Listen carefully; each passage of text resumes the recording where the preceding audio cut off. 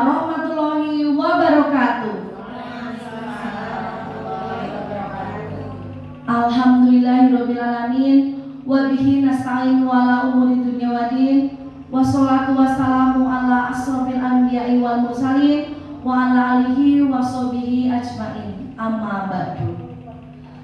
Ibu Guru SD Negeri 1 Gedung Randu yang saya hormati, pertama-tama marilah kita panjatkan puja dan puji syukur kehadirat Allah Subhanahu wa Ta'ala karena atas rahmat dan hidayahnya sehingga kita semua dapat berkumpul pada siang hari ini dalam acara pemahaman dan penerapan budaya positif di sekolah di SD Negeri 1 Gedung Randu bersama calon guru penggerak yaitu Ibu Tini Artini SPDSD dari SD Negeri 1 Gedung Randu, Korwilcam Dindik Patikraja Kabupaten Banyumas. Ibu Tini ini adalah calon guru penggerak angkatan 7 Kabupaten Banyumas.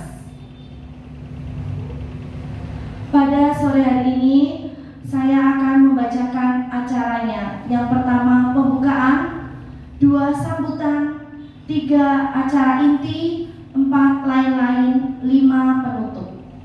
Marilah kita buka acara pada hari ini dengan bacaan basmalah bersama-sama. Bismillahirrahmanirrahim. Semoga acara ini berjalan dengan lancar. Yang kedua yaitu sambutan. Assalamualaikum warahmatullahi wabarakatuh. Ibu-ibu yang saya hormati, pertama saya ucapkan terima kasih atas kehadirannya di SD Negeri 1 Gedung Randu tercinta ini. Salawat dan salam tak lupa kita junjungkan Muhammad Sallallahu Alaihi Wasallam. Kita berada di sini dalam rangka pemahaman dan penerapan budaya positif di sekolah dari calon guru penggerak Ibu Tini Artini. Semoga acara ini berjalan dengan lancar, tidak ada halangan suatu apapun, dan semoga Bu Tini dapat menjadi calon guru penggerak yang hebat dan sukses selalu untuk Bu Tini. Terima kasih. Assalamualaikum warahmatullahi wabarakatuh. Selanjutnya yaitu acara inti tentang pemahaman dan penerapan budaya positif di sekolah yang akan disampaikan oleh Ibu Tini Artini SPD SD.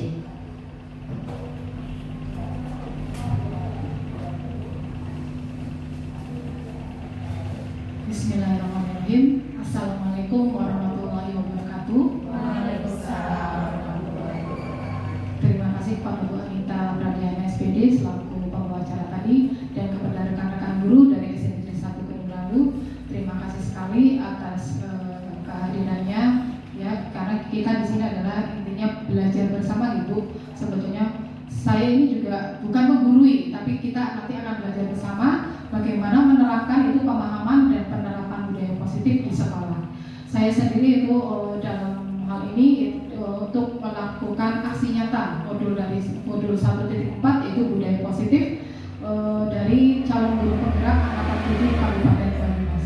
Mudah-mudahan nanti kita bisa belajar bersama, sharing bersama, dan saya juga bisa mendapat masukan dari Bapak, dari Ibu ya, dari Ibu dari kelas 1 atau kelas sampai kelas 6, dan mudah-mudahan ini bisa diterapkan di sekolah kita yang nantinya insya Allah akan baik untuk anak didik kita nanti.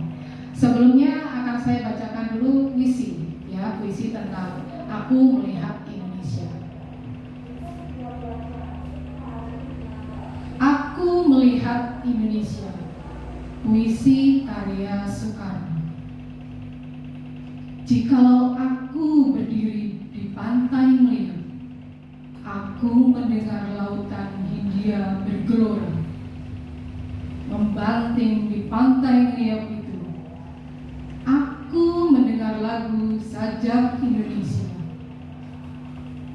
Jikalau aku melihat sawah-sawah yang menguning menghijau, aku tidak lagi melihat batang-batang padi yang menguning menghijau. Aku melihat Indonesia. Jikalau aku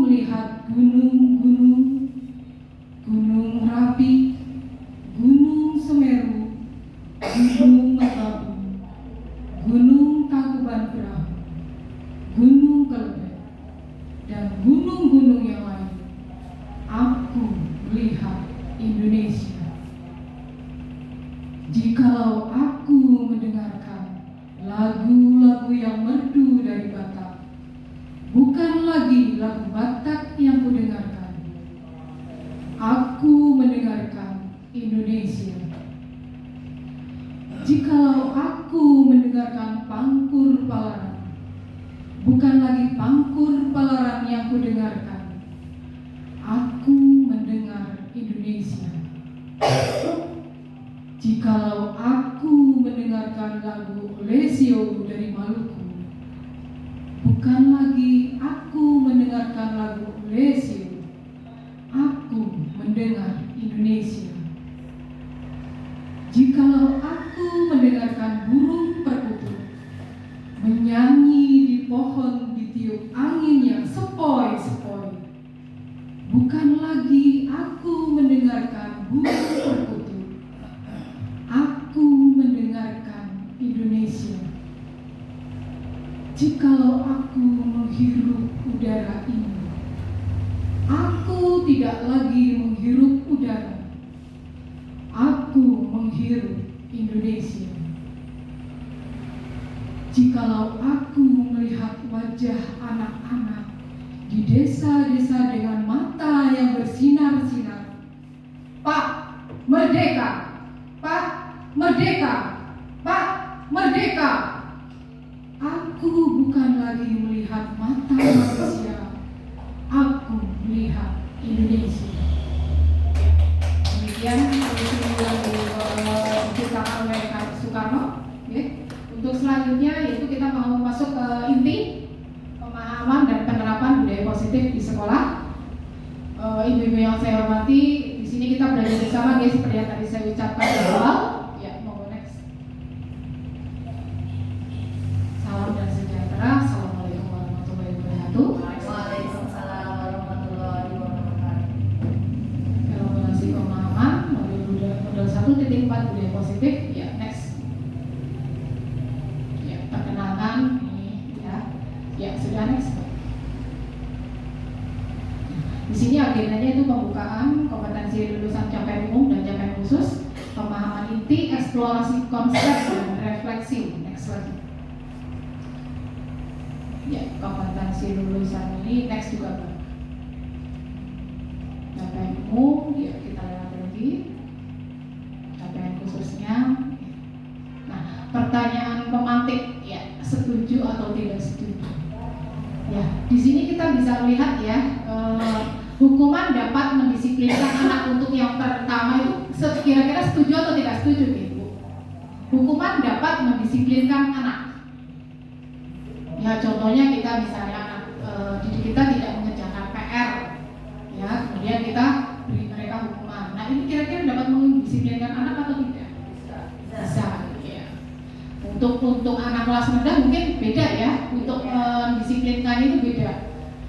Coba dari kelas 1 bagaimana Bu biasanya kalau misalnya tidak mengerjakan PR dimaafkan ya, besok tidak boleh diulangi lagi seperti itu. Nah, kalau misalnya besok mereka mengulangi lagi bagaimana Bu? Yang biasanya dilakukan? Iya. Kalau saya di kelas tinggi ya udah ya Bu.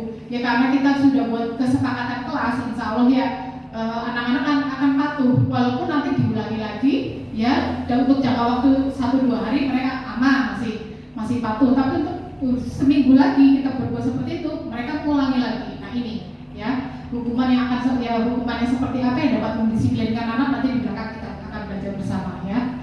Terus pemberian hukuman dengan hal positif seperti membaca atau membuku ini bisa atau tidak Ibu? Setuju atau tidak? Diberi hukuman tapi contohnya gini, oke, kamu terlambat ya, tapi nanti kamu istirahat, tidak boleh istirahat tapi kamu membaca di kelas ya, bisa ya? Ya. Atau membersihkan halaman sekolah dapat meningkatkan disiplin anak. Nah, yang bisa. Terus yang ketiga itu memberi penghargaan dapat meningkatkan motivasi belajar anak. Contohnya gini, ada kita di kelas ya, diberi tugas untuk mengerjakan PR. Nah ada anak yang rajin sekali, dia selalu mengerjakan tugas, terus kita beri reward atau penghargaan. Nah otomatis dia akan merasa termotivasi. Oh iya, saya akan besok akan seperti ini lagi, akan berbuat yang baik. Nah itu bisa menjadi motivasi untuk temannya juga. Tapi ada juga ya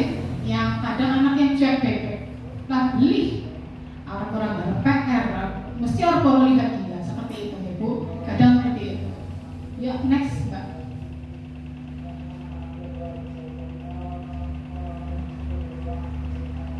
Nah, topik dalam eksplorasi konsep ini nanti yaitu satu, disiplin positif dan nilai-nilai kebajikan universal, terus teori motivasi, hukuman dan penghargaan serta restitusi. Yang ketiga itu keyakinan kelas. Yang keempat, kebutuhan dasar manusia dan dunia berkualitas. Yang kelima, restitusi atau posisi kontrol. Yang keenam itu restitusi atau segitiga restitusi. Ya, eksplorasi konsep itu pembelajaran 21, disiplin positif dan nilai-nilai kebajikan universal. Ya, next. Nah, perubahan paradigma. Ada B ya, misalnya Anda dan teman Anda. Sobeklah secari kertas kecil, tuliskan benda atau sesuatu yang sangat berharga. Ini kita bayangkan saja Ibu ya. Terus letakkan di salah satu tangan Anda dan genggam benda atau sesuatu tersebut dengan segala daya. Buatlah kepala. Terus teman Anda atau si B ini akan mencoba dengan sekuat tenaga dengan berbagai cara untuk meminta Anda memberikan benda tersebut, bisa dengan membujuk, mengancam, menghardik, merayu, menyuap, apa saja agar dapat membuka kepalan tangan Anda. Apa yang terjadi? Nah, contohnya gini ya. Diambil secari kertas ya, misalnya Bu Nana nulis benda yang paling disayangi apa? Misalnya ya HP. Nah, HP benda yang paling disayangi ya. Kemudian menulis di situ ya di HP. Nah, nanti Bu Mia ini akan menarik kepalan tangan Nana dengan sekuat tenaga. Nah, bagaimana dengan Bu Nana kira-kira? Dia akan mempertahankannya ya. Padahal Bu Mia sudah dengan cara membujuk, mengancam, menghardik atau merayu dengan segala cara agar bendanya itu bisa diambil. Nah, Bu Nana mempertahankan.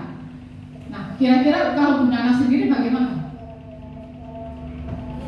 Mempertahankan dengan segala cara. Nah, kalau Bu Mia sendiri, ya mengambil dengan segala. Nah, ini perubahan paradigma ini yang akan kita pelajari nanti, ya.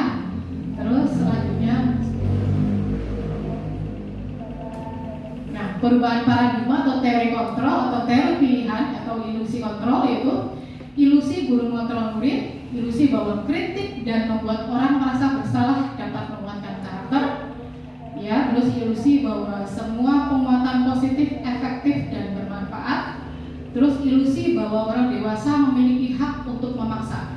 Nah, untuk membuat orang ini merasa bersalah, ya, dapat menguatkan karakter. Contohnya, misalnya, ada yang bisa memberi contoh, Ibu, Bapak, Ibu, ya, membuat orang merasa bersalah dan menguatkan karakter. Misalnya kita sebetulnya memang bersalah ya, datang ke kantor misalnya terlambat, terus ditegur oleh kepala sekolah. Nah, bagaimana kalau misalnya kita yang biasa datang tepat waktu, bagaimana perasaannya Bu? Dialah pas di rumah itu ada suatu keperluan yang memang tidak bisa ditinggalkan dan akhirnya kita ke sekolah terlambat. Bagaimana perasaan kita? Pasti punya merasa bersalah, ya? Iya, merasa bersalah terhadap. Nah, di sini kita akan merasa, oh besok aku tidak akan mengulangi kesalahan itu lagi. Jadi kita mempunyai karakter yang kuat, ya. Itu kalau insya Allah di sini semuanya baik-baik, Ibu, tidak pernah terlambat, ya. Kecuali kalau sekali dua kali itu karena memang ada suatu hal, ya memang kita pernah melakukan kesalahan. Dan insya Allah akan berbuat yang lebih baik lagi, tidak akan mengulangi. Ya, terus untuk penguatan positif, efektif dan bermanfaat ini sudah ya. Orang dewasa memiliki hak untuk memaksa. Nah, kita sebagai guru, ya orang yang lebih tua dari anak murid kita, pasti kita sering memaksa itu secara tidak langsung. Contohnya misal, anak-anak, nanti kalian diam ya, tenang ya, guru mau ada keperluan sebentar. Terus begitu kita keluar, masuk lagi. Anak-anak ribut. Nah, otomatis kan kita agak-agak marah ya. Aduh, tadi kan sudah dibilang tidak boleh ribut, ya. Jadi tolong anak-anak sekali lagi tidak boleh ribut. Kalian kerjakan tugas apa yang sudah ibu berikan. Nah, itu kan bersifat memaksa, ya, memaksa pada anak. Terus selanjutnya next. Perubahan paradigma stimulus respon teori atau teori kontrol atau teori pilihan. siapa sesungguhnya yang harus dikontrol, stimulus responnya yaitu kita mencoba mengubah orang agar berpandangan sama dengan kita. Terus teori kontrol atau pilihannya, kita berusaha memahami pandangan orang lain tentang dunia. Yang kedua itu perilaku buruk dapat dilihat sebagai suatu kesalahan. Terus semua perilaku memiliki tujuan. Yang ketiga itu orang lain bisa mengontrol saya. Teori kontrol atau pilihannya itu hanya Anda yang bisa mengontrol diri Anda. Terus stimulus respon, saya bisa mengontrol orang lain. Teori kontrol atau teori pilihannya itu Anda tidak bisa mengontrol orang lain. Terus selanjutnya pemaksaan ada pada saat rujukan gagal. Terus kolaborasi dan konsensus menciptakan pilihan pada pilihan baru. Model berpikir menang atau kalah, model berpikir menang atau menang. Nah, kita mencoba mengubah orang agar berpandangan sama dengan kita. Contohnya kalau misalnya di kelas kita melihat, kalau ibu-ibu melihat kelas kita kotor itu bagaimana ibu? Kita masuk ke ruang kelas, masuk terus lihat ruang kotor, terus berantakan. Kita kan mempunyai perasaan risih, ya. Terus sekarang pengen bersih. Nah, sama ya. Jadi kita menyuruh anak-anak kita, ayo nak dibersihkan, ruangannya dibersihkan dulu, disapu dulu, mejanya ditata dulu seperti biasa.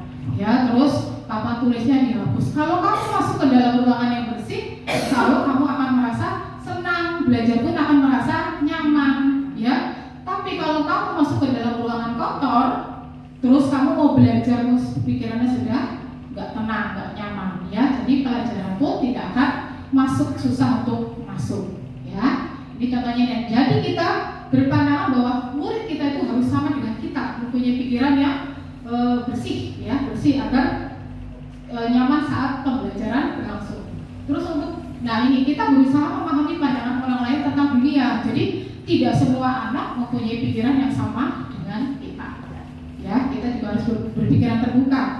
Kita cuma cukup bisa mengarahkan dan mudah-mudahan kita menjadi teladan bagi murid-murid kita sehingga mereka dapat meniru apa yang kita lakukan. Ya, terus perilaku buruk dilihat sebagai suatu kesalahan, ini memang betul. Ya, untuk saya sendiri kalau misalnya lah bocah kok misalnya kok tidak mematuhi aturan, itu kan merupakan suatu kesalahan. Karena di sekolah itu sudah ada tata tertib, di kelas pun sudah ada tata tertib kelas. Ya, jadi kalau anak itu melakukan kesalahan, otomatis pandangan kita buruk, ya. Terus semua perilaku memiliki tujuan, betul. Ya, apa yang anak lakukan itu pasti memiliki tujuan.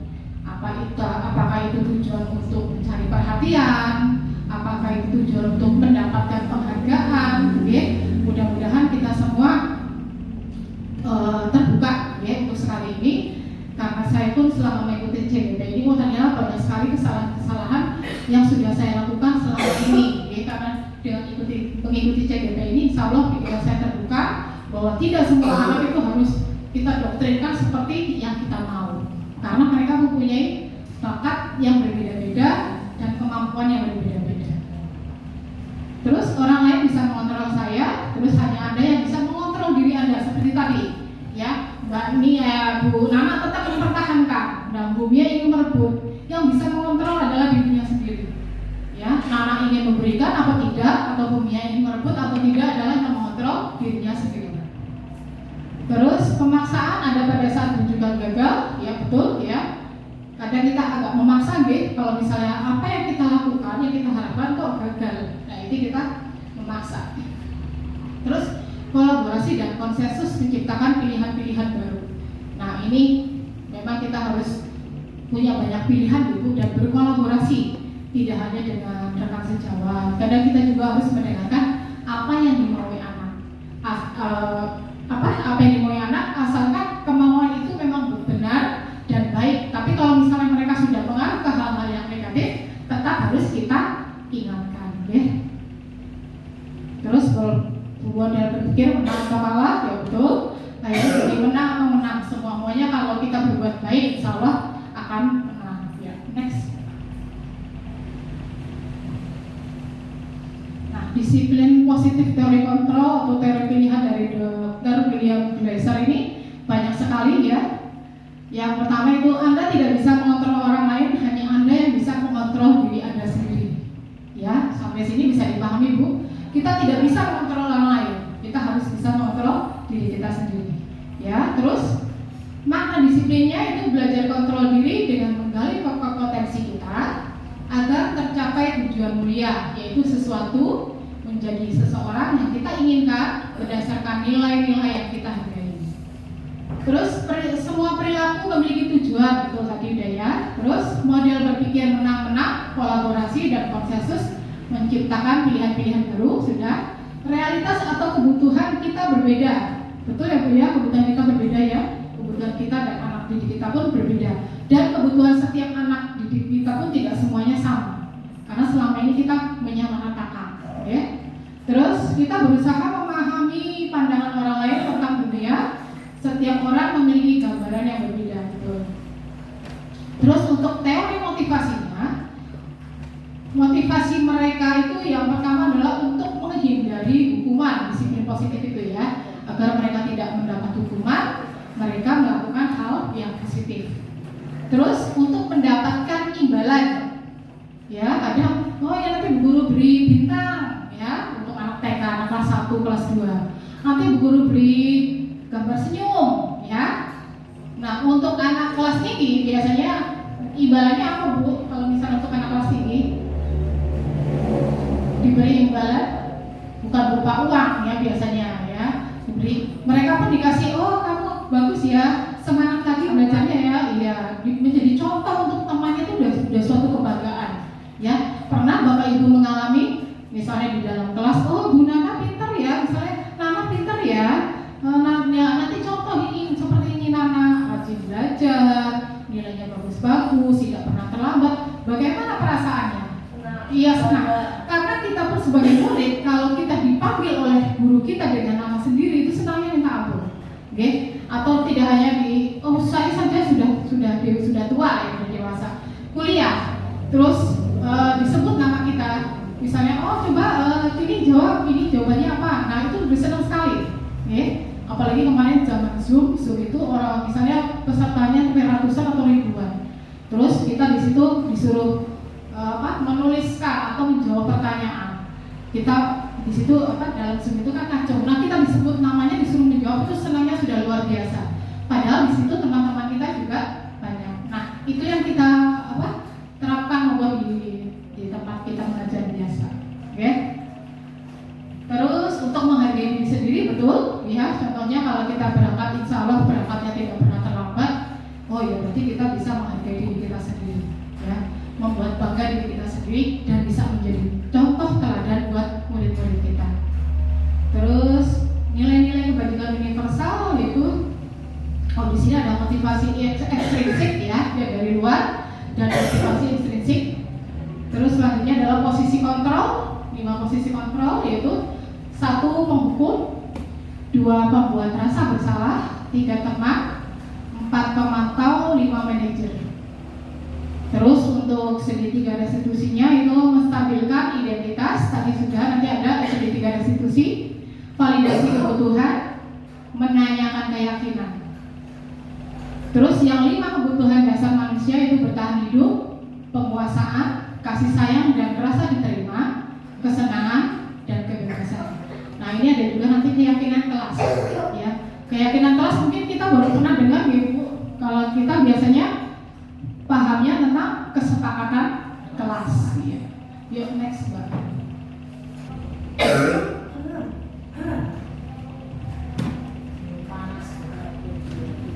Ya, masih semangat ya Bu ya? Masih. Alhamdulillah, terima kasih ya. Untuk selanjutnya itu apakah makna disiplin?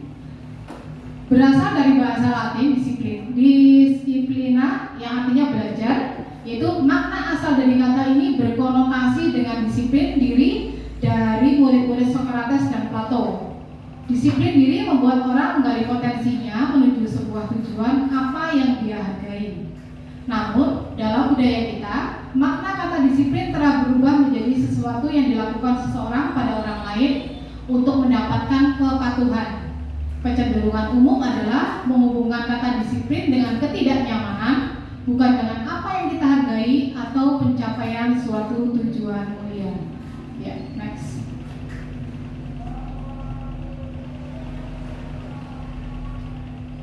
nilai-nilai kebajikan universal. Nilai-nilai kebajikan ini adalah sifat-sifat positif manusia yang merupakan tujuan mulia yang ingin dicapai setiap individu. Nilai-nilai tersebut bersifat universal dan lintas bahasa, suku, bangsa, agama, maupun latar belakang. Setiap perilaku atau perbuatan memiliki suatu tujuan. Ini dari Dr. William Glasser pada teori kontrol 1984. Terus, dengan mengaitkan nilai-nilai kebajikan yang diyakini seseorang, maka motivasi intrinsiknya akan terbangun, sehingga menggerakkan motivasi diri dalam untuk dapat mencapai suatu tujuan mulia yang diinginkan. Ini berdasarkan di Anderson 1998. Nilai-nilai kebajikan yang ingin dicapai oleh setiap anak Indonesia kita kenal dengan profil pelajar Pancasila. Ibu, apa Ibu sekarang ya profil pelajar Pancasila? Karena sekarang kita sudah dengan kurikulum merdeka, ya. Apa tepuk tangannya Bu untuk profil pelajar Pancasila? Butia, bagaimana Butia? Profil pelajar Pancasila tepuknya? Oh, lagunya ya, lagunya. Ya. Siap untuk menyanyikan bersama-sama? Ya.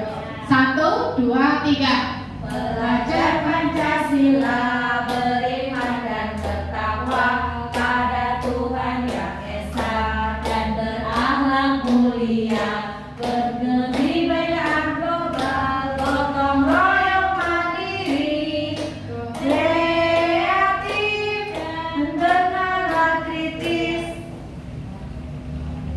Bisa Bu, diulangi Bu, ya, biar tambah semangat.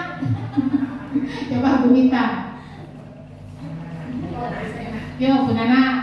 1, bersama-sama ya Bu. 1, 2, 3. Pelajar Pancasila beriman dan bertakwa pada Tuhan Yang Esa dan berakhlak mulia, berkebinekaan global, gotong royong mandiri, kreatif dan bernalar kritis. Tepuk tangan buat kita semua. Ya, ibu-ibu kalau misalnya kita di kelas rendah itu senang sekali menyanyi ya. Jadi guru kelas 1, 2, dan 3 pintar sekali menyanyi lagu apa saja. Oke, wow.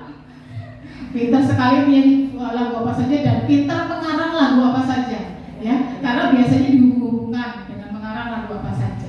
Oke, tadi sudah nilai-nilai kebajikan yang ingin dicapai oleh setiap anak Indonesia yang kita kenal dengan profil pelajar Pancasila. Yang pertama tadi beriman, udah pasti ya. Insya Allah kita sebagai orang yang beriman dan untuk mengajarkan anak-anak kita ini iman adalah yang utama. Beriman, bertakwa kepada Tuhan Yang Maha Esa dan berakhlak mulia. Ini kalau sudah super duper lah ya. Untuk anak-anak kita insya Allah kita akan bisa membawa anak-anak kita ke jalan yang benar ya, sesuai dengan ajaran agama yang dianut masing-masing. Mandiri. Nah, di sini pun kita akan berusaha membuat anak kita mandiri. Jadi jangan apa-apa dituntun, jangan apa-apa kita supaya anak kita benar-benar kabeh ya dikasih tahu jawabannya. Tidak seperti itu. Kita pancing dengan kalimat mematik atau kita pancing dengan clue-clue yang membuat anak oh ya nanti dia akan menemukan sendiri jawabannya seperti apa. Akan menemukan sendiri misalnya mereka berbuat kesalahan, apa yang menyebabkan mereka berbuat kesalahan dan bagaimana cara mereka memecahkan masalah itu. Jadi mereka bisa mandiri dari kecil sampai nanti insya Allah terbawa dewasa. Terus bernalar kritis ya, karena sekarang sudah wawasan global, kita harus memiliki mengajarkan pada anak-anak kita untuk memiliki pemikiran yang bernalar kritis. Berkebinekaan global. Bineka sendiri artinya apa Bu? Masih ingat? Bineka? Iya. Berbeda-beda ya. Berbeda-beda global, tapi globalnya tidak hanya di Indonesia tapi di penjuru dunia ya. Insya Allah walaupun kita mempunyai perbedaan, tetap kita sesuai dengan semboyan negara kita yaitu Bineka Tunggal Ika ya. Walaupun berbeda-beda tetapi tetap satu juga. Nah, di sini berkebinekaan global artinya kita pun tidak mempunyai perbedaan dalam hal budaya, tapi karena kita sudah mempunyai filter di negara kita sudah mempunyai filter untuk menyaring yang bisa diterima atau tidak oleh negara kita. Insya Allah kita bisa untuk berkebinekaan global ini. Ya, terus selanjutnya kreatifnya itu bergotong royong. Nah, bergotong royong ini di sekolah kita dimanapun berada sudah sering diajarkan dari kecil pun seperti itu, Ibu. Misalnya bergotong royong membersihkan halaman sekolah. Piket pun termasuk hal bergotong royong di kelas, ya. Terus kita ada Jumat bersih bergotong royong untuk halaman sekolah kita. Tapi ada hal bergotong royong yang tidak boleh dilakukan, Bu. Iya betul, contek-contekan itu bergotong royong memang tidak boleh dilakukan. Contek-contekan, ya. Terus memberi contohkan, ya. Mencuri untuk bergotong royong, tapi untuk hal-hal yang tidak baik itu tidak boleh dilakukan. Kreatif, nah sekarang sekali banyak sekali anak-anak yang kreatif, ya. Kreatif dalam hal apa saja. Saking kreatifnya malah kadang gurunya ketinggalan zaman kreatif anaknya, ya. Anak-anak sekarang kalau ibu perhatikan mungkin bisa dilihat di sosmed itu ya, bisa membuat TikTok atau membuat apa reel. Bu gurunya carry. Nah, Bu guru aku mau buat ini, pas dilihat oh ternyata anak kelas 3. Anak kelas 3 sudah cantik-cantik bisa bergaya. Bu guru ini gaya kayak gitu isin ya. Ya atau tidak Bu? Ada Bu yang suka membuat itu Bu? Bisa mungkin membuat itu, tapi halnya dengan mungkin dihubungkan dengan pembelajaran, insya Allah bisa ya Bu. Karena apa? Kalau saya pahami anak-anak saya sendiri, anak murid saya, kalau dia belajar TikTok tentang suatu hal, lagu atau apa, bisa hafal. Nah, bagaimana kalau ini kita terapkan dalam pembelajaran misalnya? Coba sebutkan negara-negara ASEAN dibuat lagu, dibuat TikTok. Insya Allah kalau mereka menghafalkan itu hafal gitu. Ya, dengan dikemas dengan hal-hal yang menarik ya insya Allah hafal. Terus next Pak. Ya, eksplorasi konsep yaitu pembelajaran 22 tentang teori motivasi, hukuman, dan penghargaan serta restitusi. Ya, next. Nah, teori motivasi perilaku manusia. Ya, ada motivasi eksternal. Eksternal berarti dari mana ya Bu ya? Dari luar. Dan motivasi internal. Iya, dari dalam ya. Untuk motivasi eksternal itu satu, menghindari ketidaknyamanan atau hukuman. Apa yang akan terjadi apabila saya tidak melakukannya? Terus yang kedua, untuk mendapatkan imbalan dari orang lain atau institusi. Motivasi eksternalnya itu untuk mendapatkan imbalan dari orang lain atau institusi. Apa yang akan saya dapatkan apabila saya melakukannya? Terus yang ketiga yaitu motivasi internal, untuk menghargai diri sendiri. Saya akan menjadi orang yang seperti apa bila saya melakukannya. Nah, untuk menghindari ketidaknyamanan atau hukuman ini biasanya tadi sudah ya Bu. Contohnya anak tidak mengerjakan PR. Nah, agar dia tidak mendapat hukuman, dia pasti mengerjakan PR. Ya, Bu nanti aku dihukum suruh membersihkan kelas atau piket piket seminggu sama Bu guru atau piket membersihkan WC sama Bu guru. Aku lebih baik melakukan apa yang ditugaskan Bu guru. Terus mendapatkan imbalan dari orang lain. Contohnya tadi, ya, aku pengen dapat bintang, aku pengen disayang sama Bu guru, ya, karena Bu gurunya cantik, wangi-wangi. Nah, biasanya guru kelas rendah kayak gitu nih Bu. Iya, senang disayangi dan disenangi sama anak-anak karena Bu gurunya cantik, datang-datang sudah wangi, didekati, di depan dipeluk, kadang Ibu bagaimana Bu perasaannya? Senang ya. Iya, senang bangga daripada dijauhi sama murid-muridnya. Bu mau saling sama Bu guru tak? Mampunya minyak kayu putih misalnya ya.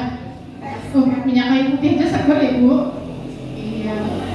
Minyak telur atau balsam, mampunya balsam ya. Terus yang ketiga itu untuk menghargai diri sendiri. Tadi ya Bu, kalau misalnya kita datang ke sekolah dan biasa kita tepat waktu kok kita biasanya tepat waktu tadi karena suatu hal kita datang terlambat. Nah, otomatis kita akan merasa bersalah. Oh iya, saya merasa bersalah berarti harga diri saya kok kayaknya bagaimana gitu, karena perasaan bersalah itu. Sudah, terus next.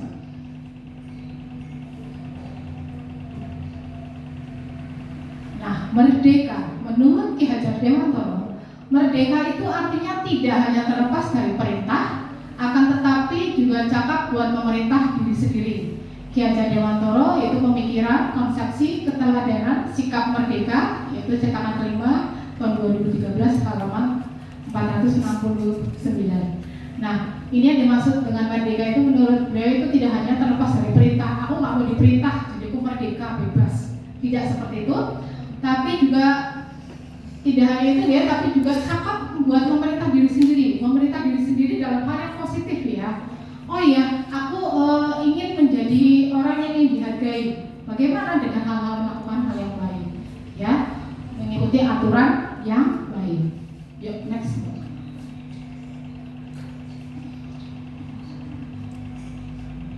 Nah, dihukum oleh penghargaan.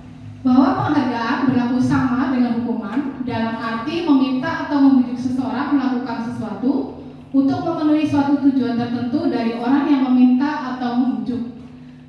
Dorongan eksternalnya dan ada faktor ketergantungan. Beberapa dampak dari pemberian penghargaan dari Alfikol 1993 yaitu pengaruh jangka pendek dan jangka panjang, penghargaan menghukum, terus penghargaan mengurangi ketepatan, penghargaan tidak efektif, dan penghargaan merusak hubungan. Ya, terus next.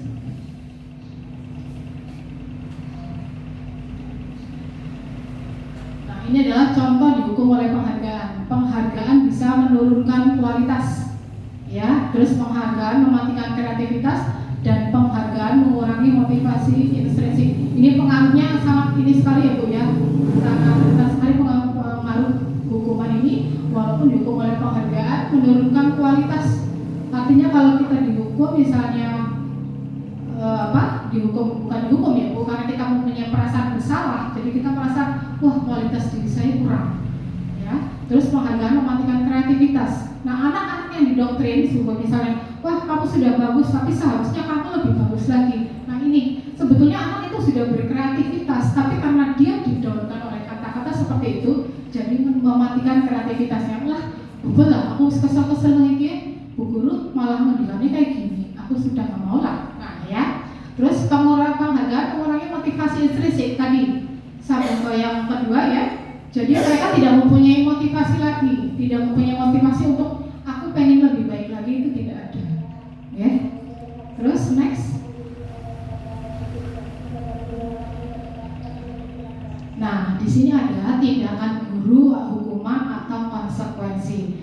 Monggo kita baca dulu Ibu, nanti ini masuk hukuman atau konsekuensi.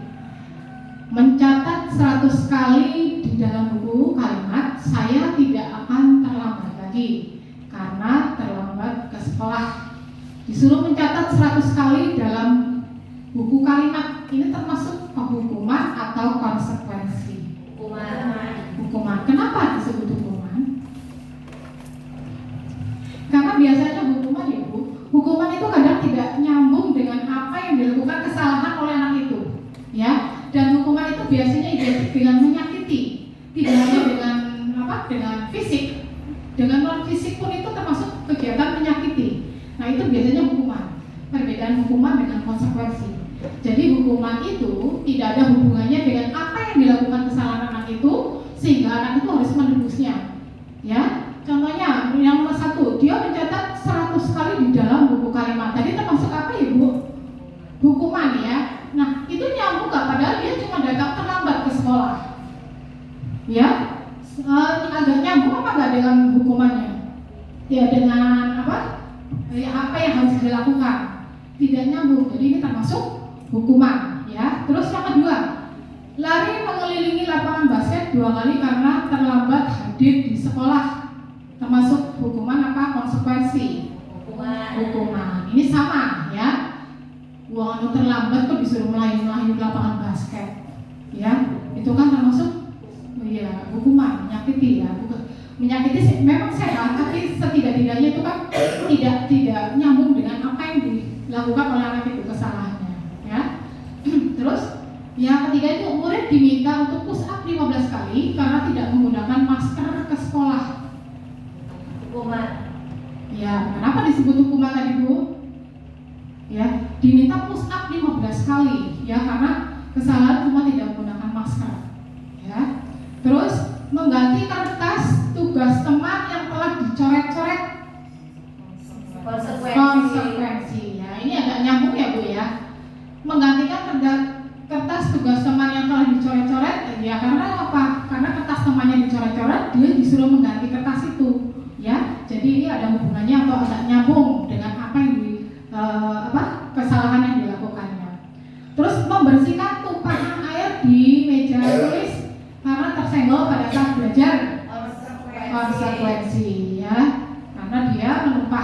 akhirnya dia disuruh membersihkan tumpahan air di meja tulis. Terus yang selanjutnya itu murid disuruh mengenakan sepatu seharian di sekolah karena tidak mengenakan sepatu hitam. Termasuk apa ini? Hukuman ya, karena seharian disuruh sepatuan, padahal sepatu itu misalnya basah ya, terus sepatu itu sikilnya melar, nanti kaos kakinya yang barang ya, seharian disuruh pakai sepatu ya karena dia tidak mengenakan sepatu hitam. Terus yang selanjutnya itu lari mengelilingi lapangan basket 2 kali karena terlambat 10 menit untuk pelajaran PJOK. Ini termasuk apa Ibu? Lari lapangan basket lari mengelilingi lapangan basket 2 kali karena terlambat 10 menit untuk PJOK. Termasuk apa? Konsekuensi ya. Terus next. Oh iya, tadi paham ya Bu antara konsekuensi dan hukuman ya? Tadi kalau hukuman apa Bu? Coba. Tidak ada hubungannya. Iya, kalau hukuman tidak ada hubungannya dan berkesan menyakiti walau secara fisik ataupun psikis ya. Tapi kalau konsekuensi itu ada hubungannya dan biasanya ada solusinya ya. Terus selanjutnya dulu perbedaan hukuman dan konsekuensi, yaitu hukuman itu sesuatu yang menyakitkan harus terjadi, konsekuensinya sesuatu harus terjadi. Terus hukuman membuat anak sakit, nih ya tadi ya, membuat anak sakit baik fisik maupun hati untuk jangka waktu yang lama. Sedangkan konsekuensi membuat anak merasa tidak nyaman dalam jangka waktu yang pendek. Yang selanjutnya itu untuk hukuman anak membenci kedisiplinan, sedangkan konsekuensinya anak menghargai disiplin. Terus untuk hukuman yaitu paksaan, terus untuk konsekuensinya stimulus tanggapan. Selanjutnya hukuman itu mendorong anak menyakiti diri sendiri. Terus konsekuensinya mendorong anak agar mudah menyesuaikan diri. Hukuman itu konsep diri yang buruk, kalau konsekuensi konsep diri yang baik. Terus untuk hukuman anak belajar untuk menyembunyikan kesalahan, kalau konsekuensinya anak belajar untuk mematuhi peraturan. Terus hukuman marah, rasa bersalah, dipermalukan, merasa tidak dihargai. Terus kalau konsekuensi kehilangan hak, dibuat tidak nyaman, diasingkan untuk sementara, yaitu time out. Jadi biasanya disingkirkan dulu ya untuk sementara waktu. Ini disambung dari restitution di Dianegosan, the 5 position of control, Yayasan Pendidikan Luhur. Yuk next. Nah, identitas gagal, identitas sukses. Nah, di sini kalau hukuman Ibu, kalau identitas sukses ini ada disiplinnya ada 2, konsekuensi dan restitusi. Untuk hukuman tadi ya, hukuman itu yang gagal itu yang biasa kita lakukan ya. Kalau kita memberikan hukuman kepada anak didik kita, itu sesuatu yang menyakitkan dan harus terjadi. Nah, terus hukuman lagi ya tidak nyaman untuk murid atau anak untuk jangka waktu panjang. Pernah atau tidak Bu, misalnya kita Ibu masih ingat nggak dulu waktu masih sekolah terus diberi hukuman dan sampai sekarang masih ingat hukuman itu? Pernah atau tidak Bu? Kayaknya tidak pernah ya Bu, karena orangnya baik-baik ya. Oh, bagaimana Bu Raisa? Setelah buat pas lagi upacara. Kalau hari Senin pas upacara itu SMA, saya kan tepatnya nggak jauh dari sekolah, tapi harus naik bis. Bis untuk hari Senin itu seringnya itu sudah penuh karena dari Sampang, dari Jatilawang kitanya dekat tapi malah udah penuh. Setiap Senin itu dulu menggunakan kredit poin. Sampai kredit poin saya habis semua, katanya mau dikeluarkan dan itu pun nyata adanya emang seperti itu. Jadi saya sering kali dihukum di lapangan basket, suruh nyabuti rumput di pinggirnya itu di SMA dan itu sering sekali. Jadi sekarang sampai sekarang masih ingat walaupun Pak gurunya bilang jane kasihan loh gitu, tapi itu adanya karena semua itu aturan yang saya taati kayak gitu. Terima kasih.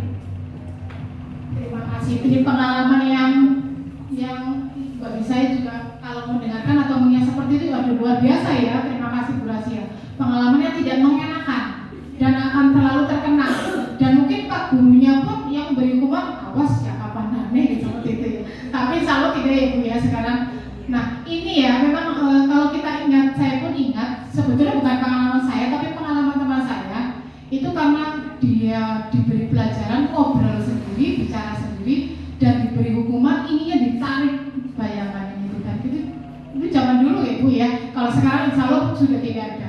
Karena kita pun takut kalau misalnya ada laporan kekerasan di sekolah ya, kita juga takut ya. Nah itu seperti itu. Dan teman saya pun sampai sekarang masih ingat, iya ya dulu aku dibilang Pak Guru kayak galak pisan, ininya sampai ditarik, sakit sekali ya. Seperti pengalaman Bu Razia tadi ya, Masya Allah. Dan beliau pun alhamdulillah dengan lapang dada mau melaksanakan apa yang sudah memang aturannya ya. Dan mudah-mudahan sekali Bu Razia ini pengalamannya nanti tidak untuk anak didiknya ya Bu ya. Tidak akan mengulangi, dan kita akan selalu memberi kasih sayang karena anak didik kita adalah murid-murid kita yang kita anggap sebagai anak kita sendiri ya. Terima kasih. Terus selanjutnya itu korban mendapatkan keadilan. Nah murid atau anak akan tersakiti seperti tadi Bu Razia. Mungkin fisiknya tidak, tapi hatinya sampai sekarang mungkin masih oh iya ya, ingat ya, bukan tapi selalu ingat. Terus perilaku pasif atau agresif atau meningkat. Terus sistem tidak akan berjalan bila murid tidak takut. Berlaku hanya pada sebuah institusi, tidak berlanjut pada kehidupan nyata. Terus peraturan adalah kamu harus, dan murid atau anak membenci peraturan. Nah ini yang kita takutkan Ibu. Mudah-mudahan anak didik kita ya dengan kita dan penuh kasih sayang memberi pelajaran dan memberi teladan kepada anak didik kita. Insya Allah mereka akan meniru apa yang kita lakukan sehingga mereka akan selalu berpikir positif, tidak negatif.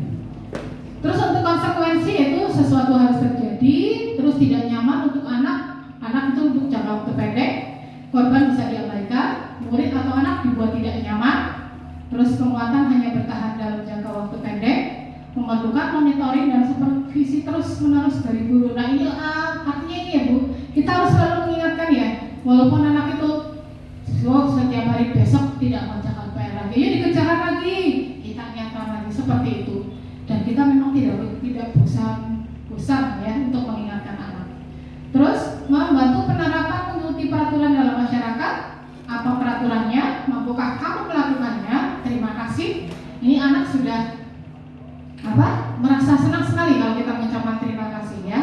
Terus murid atau anak akan menghormati peraturan. Oh ya, Bu Guru baik ya. Aku salah tapi aku tidak dihukum. Aku cuma dikasih peringatan. Aku malah dibilang terima kasih, semoga kamu besok tidak melakukannya lagi seperti itu. Oh aku besok tidak akan melakukan lagi lah.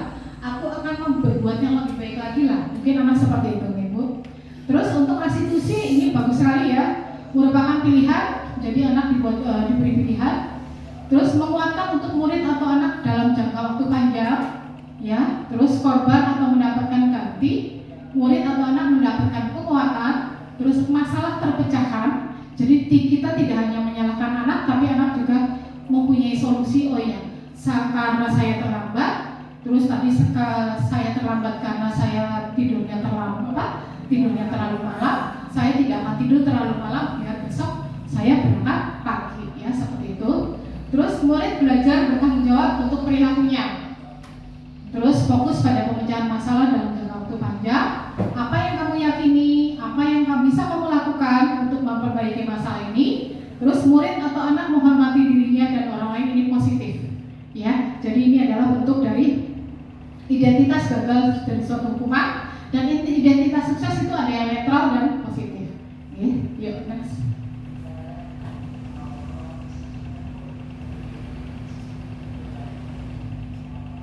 Tadi kita sudah bicara apa itu restitusi ya. Restitusi adalah proses menciptakan kondisi bagi murid untuk memperbaiki kesalahan mereka sehingga mereka bisa kembali pada kelompok mereka dengan karakter yang lebih kuat.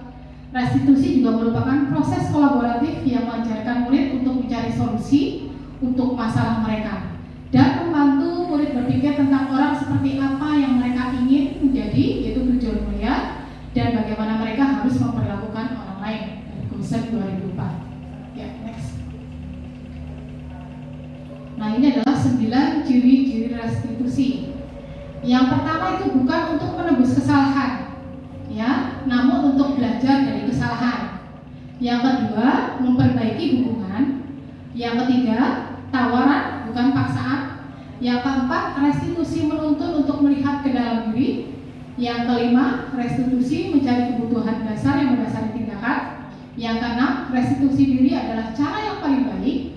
Yang ketujuh, restitusi fokus pada karakter bukan tindakan. Yang kedelapan, restitusi fokus pada solusi. Yang kesembilan, restitusi mengembalikan murid yang berbuat salah pada kelompoknya. Ya, next.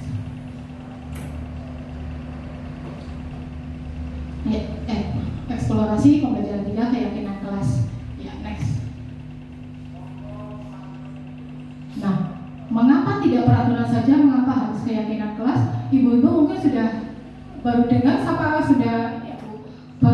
sudah pernah mendengar yang namanya keyakinan kelas ya, Bu ya? Baru dengar ya.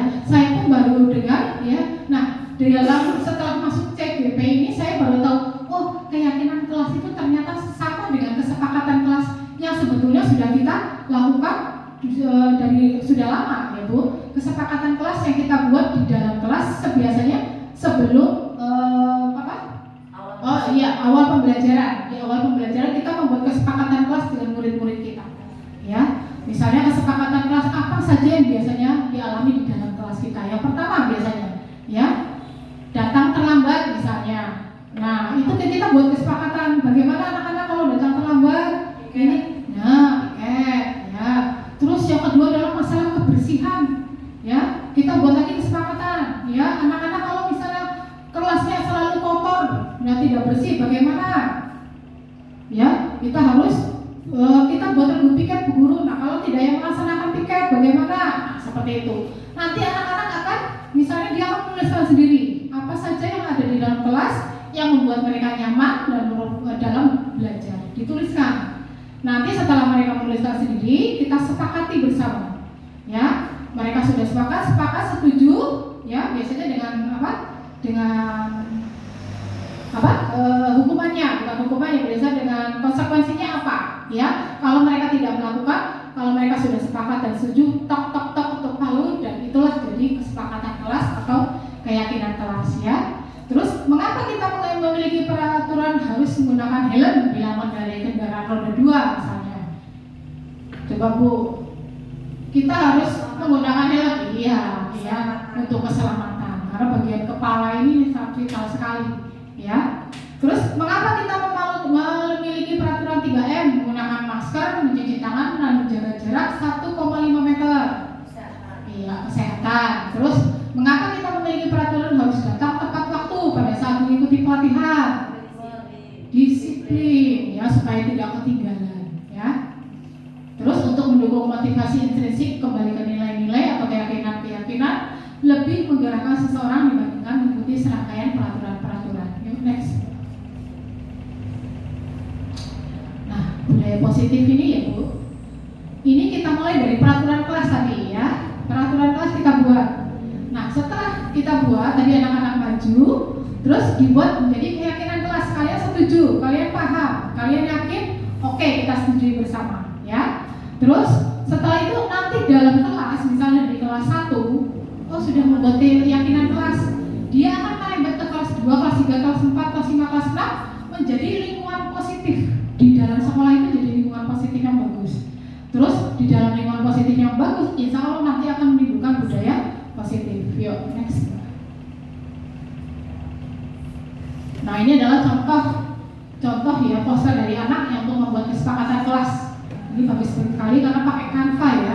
Kalau saya anak-anak sekarang sudah canggih-canggih, sudah bisa membuat Canva. Kalau saya sendiri baru saat mengikuti CGP, kebetulan Bu Nita ya, membuat Canva. Anak-anak sekarang canggih-canggih Bu. Kalau mereka diajarkan, mereka malah mungkin bisa lebih dari kita membuat poster kesepakatan kelas. Contohnya ini, ya. Yuk next. Nah, kegiatan pendalaman keyakinan kelas ini ada tabel Y dan tabel T. Untuk tabel Y dan T itu ada di sini ada kata-kata hormat, yaitu kami meyakini bahwa sangat penting untuk menghormati semua orang dan barang milik orang lain. Terus kalau bekerja itu kami meyakini bahwa sangat penting untuk mengerjakan segala pekerjaan atau mengikuti kegiatan yang telah ditugaskan. Terus diterima dan dimiliki, kami meyakini bahwa sangat penting untuk merasa diterima suatu kelompok dan saling peduli satu dengan yang lain. Untuk hormatnya ini ada terdengar, terlihat, dan berpikir ya. Terus hormat ada tampak seperti, tidak tampak seperti, bekerja sama ada tampak seperti, tidak tampak seperti, diterima dan dimiliki ada tampak seperti dan tidak tampak seperti. Yuk, next.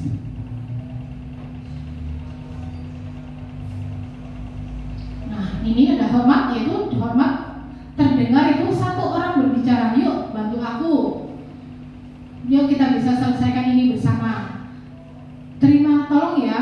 Terus boleh saya pinjami, nanti akan saya kembalikan. Kalau terlihat itu berempati terhadap perasaan orang lain, memegang barang milik orang lain hanya dengan izinnya. Terus mendengarkan dengan seksama, terus senantiasa berbuat baik dan berbagi. Kalau berperilaku itu tersenyum ramah, terus memberikan salam, hormat, berjabat tangan, ya, meletakkan tangan di dada salim, ya, terus memberikan ruang bekerja, postur tubuh yang tenang.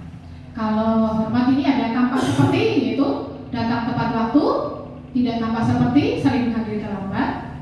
Terus kalau tampak seperti, menyapa teman dan guru setiap hari, tidak tampak seperti, tak acuh kepada teman dan guru. Terus hormat itu mengembalikan barang teman yang telah dipinjam dan mengucapkan terima kasih. Terus kalau tidak tampak seperti itu, tidak mengembalikan barang yang telah dipinjam dan meletakkan sembarangan, ya. Terus untuk bekerja yaitu tampak seperti tekun bekerja dan menyimak guru, terus menyerahkan tugas tepat waktu. Kalau tidak tampak seperti tidak mendengarkan guru dan acuh, terus tidak tugas tidak diberikan, ya. Terus selanjutnya.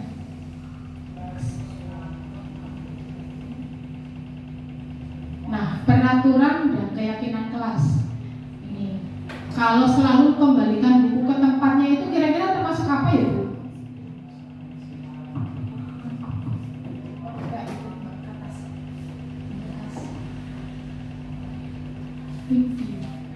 Termasuk tanggung jawab apa itu, Bu? Tanggung jawab. Selalu kembalikan buku ke tempatnya, termasuk apa? Tanggung jawab. Kalau dilarang mengganggu orang lain. Iya, hadir di sekolah 15 menit sebelum pembelajaran dimulai. Terus dilarang melakukan kekerasan. Keselamatan, keamanan, iya. Terus dilarang menggunakan narkoba. Kesehatan. Bergantian atau menunggu giliran. Iya, menghormati, ya, menggunakan masker. Kesehatan. Terus jangan berlari di kelas atau di koridor. Keselamatan, ya. Ini yang gunakan masker sekarang masih kita lakukan, Bu, karena pengalaman positif kemarin, ya. Nah, ini dia, ya. Terus selanjutnya, eksplorasi konsep pembangunan, yaitu kebutuhan dasar manusia dan dunia berkualitas, ya. Next. Kebutuhan dasar manusia ini yang ini nanti dibagi agar manusia bisa bertahan hidup, itu kasih sayang dan rasa diterima, terus penguasaan, terus kebebasan dan kesenangan. Kasih sayang dan rasa diterima, ya. Di kelas mudah-mudahan kita semua sudah menerapkan ini, ya, Bu.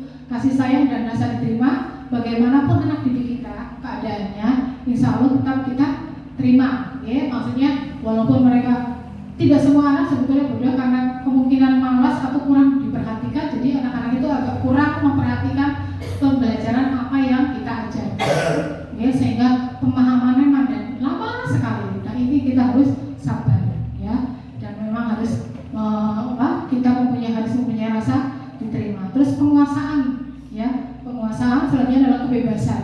Walaupun anak itu kita beri kebebasan, tapi tetap harus kebebasan yang bertanggung jawab. Jadi, ya, boleh anak-anak melakukan ini, tapi harus seperti ini, ya. Jadi dikasih rambu-rambunya atau aturan-aturannya. Jadi mereka harus tahu, harus paham apa yang harus mereka lakukan dan apa yang tidak boleh mereka lakukan. Terus untuk kesenangan juga, ya, Bu, kesenangan kalau juga kalau kita memberikan pembelajaran yang menyenangkan, insya Allah anak-anak akan mudah sekali masuk apa yang kita terapkan ke anak-anak itu mudah masuk ke dalam pikiran mereka. Ya, selanjutnya, ini pembelajaran 5 yaitu proses kontrol. Nah, komposisi kontrol ini ya. Ada tadi sudah Ibu, identitas gagal, terus identitas berhasil atau sukses, dan berhasil atau sukses. Penghukum ini guru berbuat, menghardik, menunjuk-nunjuk, ya, menyakiti, menyindir, itu termasuk penghukum. Terus kalau kamu tidak melakukannya, awas ya, rasakan ya, itu ancaman Ibu ya, seperti itu. Ya. Terus membentak atau menyalahkan orang lain atau berbohong, ini sama, termasuk hukuman. Murid meletakkan guru di luar dunia berkualitas ya, terus biarkan saja, nanti juga marah-marah lagi. Nah, kadang seperti itu ya, kalau kita sering marah-marah gitu. Terus mengulangi kesalahan. Nah, kadang anak itu cenderung mengurangi kesalahan dampaknya. Lah, aku tuh baik-baik lah, wis cara baik. Nah, ya. Terus untuk membuat orang merasa bersalah ya, berceramah dan mengatakan seharusnya jangan seperti itu. Ibu kecewa sekali kamu melakukan seperti itu, ya, contohnya. Terus menyembunyikan atau menyangkal atau berbohong. Terus murid meletakkan guru di dalam dunia berkualitas ya. Maafkan saya tidak akan seperti itu lagi. Ya, biasanya atau merasa rendah diri. Terus kalau sebagai teman, ya, identitas berhasil atau kontrol dari luar itu sebagai teman, membuat alasan-alasan untuk muridnya. Ayolah lakukan demi ibu. Masa kamu tidak mau melakukan untuk ibu? Nah, nanti anak itu akan tersentuh biasanya ya. Terus ingin ingat tidak ibu pernah berjanji apa misalnya ya. Terus ketergantungan. Terus selanjutnya lemah, tidak mandiri dan tergantung. Nah, sebagai pemantau itu menghilang dan menghitung dan mengukur apa peraturannya. Terus menyesuaikan diri kita diawali. Murid meletakkan guru, peraturan dan hukum di dunia berkualitas. Terus melibatkan pada sanksi atau hadiah untuk dirinya. Nah, sebagai manajer ini yang paling ideal Ibu ya, menghargai diri sendiri, itu mengajukan pertanyaan-pertanyaan. Apa alasan anak itu melakukan kesalahan? Apa sebabnya? Ya, apa yang kita yakini? Apa yang kita bila kau kerjakan untuk memperbaiki masalah ini? Terus menguatkan pribadi. Murid meletakkan dirinya sebagai individu yang unik dalam hidup berkualitas. Terus bagaimana caranya saya bisa memperbaiki keadaan? Terus menguasai diri, bagaimana cara memperbaiki diri. Ya, next. Nah, ini tugas pertanyaannya ya. Biasanya saya kecewa sekali dengan kamu. Itu termasuk membuat orang merasa bersalah, ya Bu ya. Siapa yang mengatakan? Terus kamu tidak pernah benar melakukannya, berarti itu penghukum, ya. Ayolah lakukan demi ibu atau bapak, ya, sebagai teman. Apakah kamu mau mendapatkan stiker bintang hari ini? Iya, pemantau. Bagaimana kamu bisa menyelesaikan masalah ini? Manajer. Terus kamu selalu paling terakhir. Iya, penghukum, ya. Lanjut. Nah, ini next lagi. Nah, segitiga restitusi. Nah, ya. Di sini ya Bu, segitiga restitusi tadi untuk menyelesaikan masalah itu biasa dari menstabilkan identitas. Menstabilkan identitas biasanya kita akan berkata kamu bukan satu-satunya yang pernah melakukan ini, atau setiap orang pasti pernah melakukan kesalahan, ya. Terus setelah menstabilkan identitas kita ke naik atas validasi kebutuhan. Kamu tentu punya alasan mengapa melakukan itu, atau adakah cara yang lebih efektif untuk mendapatkan apa yang kamu butuhkan. Setelah itu terakhir kita akan menanyakan keyakinannya. Nilai-nilai apa yang telah kita sepakati, kamu ingin menjadi orang seperti apa, ya. Contohnya ini Bu, misalnya ada anak murid kita terlambat datang ke sekolah. Anak-anak sudah masuk, terus dia ketok pintu, assalamualaikum. Nah, pada saat anak terlambat, kita kenapa sih kamu terlambat? Bagaimana? Nah, jangan seperti itu Bu. Kita tanyakan dulu baik-baik, ya. Nah, sini, kenapa kamu datang terlambat? Nanti dia akan menjelaskan, ya. Alasannya dia itu datang terlambat itu apa? Sebabnya apa? Nah, ini sama saja kita menstabilkan identitas. Jadi anak itu jangan dibuat panik dulu. Kita buat dia slow down dulu, ya. Oh iya ya, Bu Guru baiklah. Aku mau menjelaskan. Ini Bu Guru, aku semalam tidurnya terlalu malam, jadinya aku bangunnya kesiangan, jadinya aku terlambat. Nanti anak akan bercerita mengapa dia terlambat. Nah, setelah itu kita akan validasi kebutuhan. Nah, besok lagi kalau misalnya kamu datang, kamu kan terlambat. Terlambatnya ini kan karena kamu tidurnya terlalu malam. Jadi kalau bisa diusahakan besok lagi kamu tidurnya jangan terlalu malam. Alarmnya dibunyikan nanti biar kamu bangun tepat waktu, ya. Nah, setelah kita tahu alasannya mengapa, baru kita menanyakan keyakinan. Bagaimana kalau yang tadi seperti Ibu sarankan anak-anak? Ya Bu, saya akan melakukan seperti itu. Kamu berjanji? Ya. Bagaimana kalau kamu tidak melakukannya? Insya Allah anak-anak akan melakukan apa yang kita perintahkan untuk berbuat baik atau yang lebih baik lagi. Ya, monggo lanjut.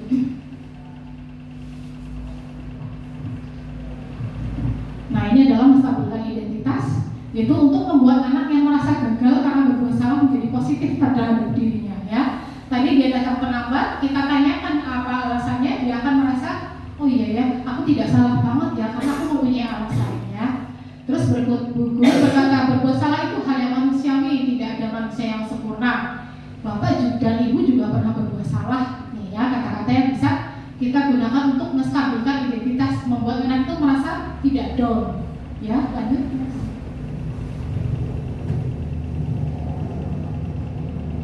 Nah, kalau validasi kebutuhan ini membantu murid mengenali atau basic atau kebutuhannya, kebutuhan dasar yang ingin dipenuhinya ketika melakukan kesalahan itu. Pada dasarnya setiap tindakan manusia tujuannya adalah untuk memenuhi atau basic needs-nya adalah apakah itu power, kekuatan, freedom, kebebasan, love, kita, dan belonging, artinya kepemilikan yang menyenangkan atau survival, ya, berarti dia untuk bisa nyaman di hidupnya atau di lingkungan hidupnya. Guru akan berkata, kamu bisa saja melakukan hal yang lebih buruk, tapi kamu tidak melakukannya kan? Atau kamu pasti mempunyai alasan mengapa melakukannya. Terus apa yang penting bagi kamu? Terus boleh lagi, kamu boleh tetap berusaha menjaga sikap itu, tapi tambahkan sikap yang lain yang baru. Selanjutnya, maukah kamu belajar cara lain untuk mendapatkan yang kamu butuhkan tanpa harus memukul? Selanjutnya, apakah kamu bisa melakukan dengan lebih baik besok lagi? Ya, ini insya Allah yang bisa kita lakukan untuk validasi kebutuhan anak. Ya, next. Nah, terakhir adalah dari segitiga restitusi itu menanyakan keyakinan. Anak melihat kesalahannya dihubungkan dengan nama sosial dan nilai-nilai yang mendasari manusia berinteraksi dengan orang lain. Guru akan berkata, apa nilai yang kita percaya di kelas atau di sekolah kita? Nilai-nilai universal apa yang telah kita sepakati? Kelas yang ideal itu yang seperti apa sih? Atau kamu itu menjadi anak seperti apa? Apa yang kamu rasakan ketika kamu melakukan itu? Kamu menjadi orang yang seperti apa? Ya, next.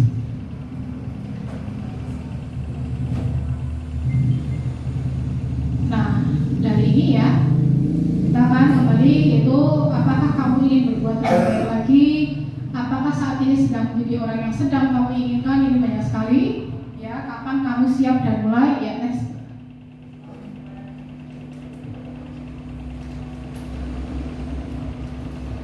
Nah, kita sudah sampai refleksi, ya. Hal baru apa yang bisa mengubah paradigma saya yang saya dapatkan dari yang tadi ibu-ibu dapatkan? Kira-kira apa ya Bu yang hukuman atau tentang konsekuensi atau restitusi yang kita dapatkan dari dari share kita bersama ini tadi Bu? Monggo, diminta enggak? Kita pasti mempunyai pandangannya, oh iya ya, ternyata selama ini saya bagaimana dan saya harusnya kedepannya bagaimana. Yuk, siapa? Diminta?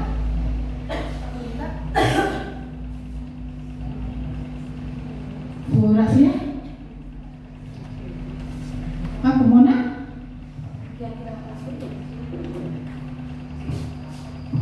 Hal baru yang mengubah paradigma saya yang saya dapatkan itu tentang keyakinan kelas, terus tentang tadi segitiga restitusi.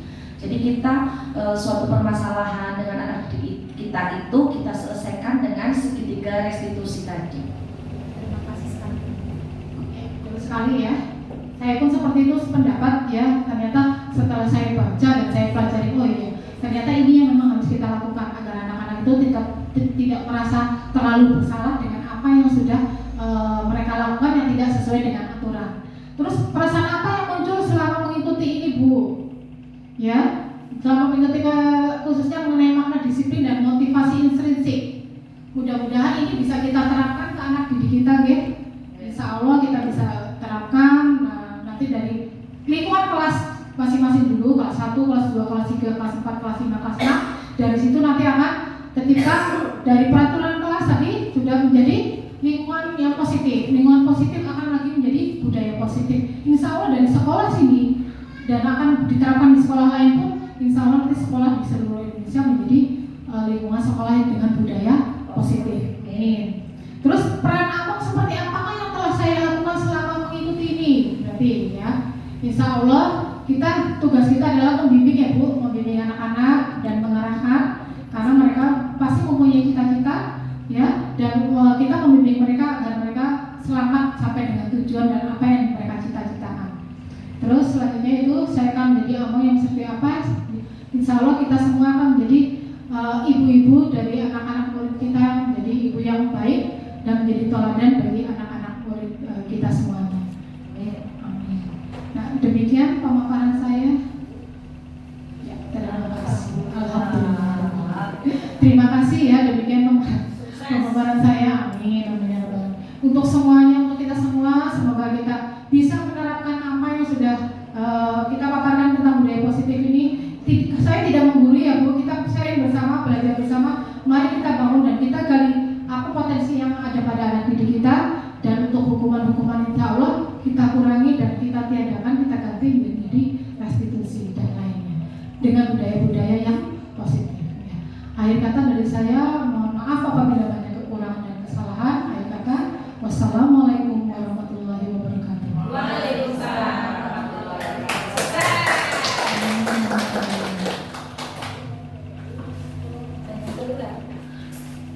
Terima kasih kepada Bu Tini Artini atas materi yang telah disampaikan.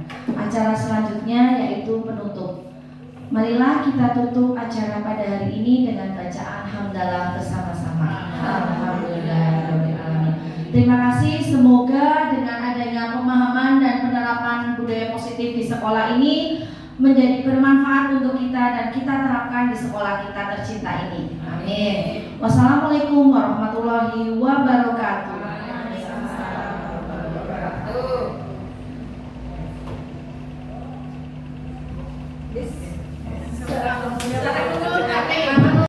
Assalamualaikum warahmatullahi wabarakatuh. Saya Anita Pradiana SPD.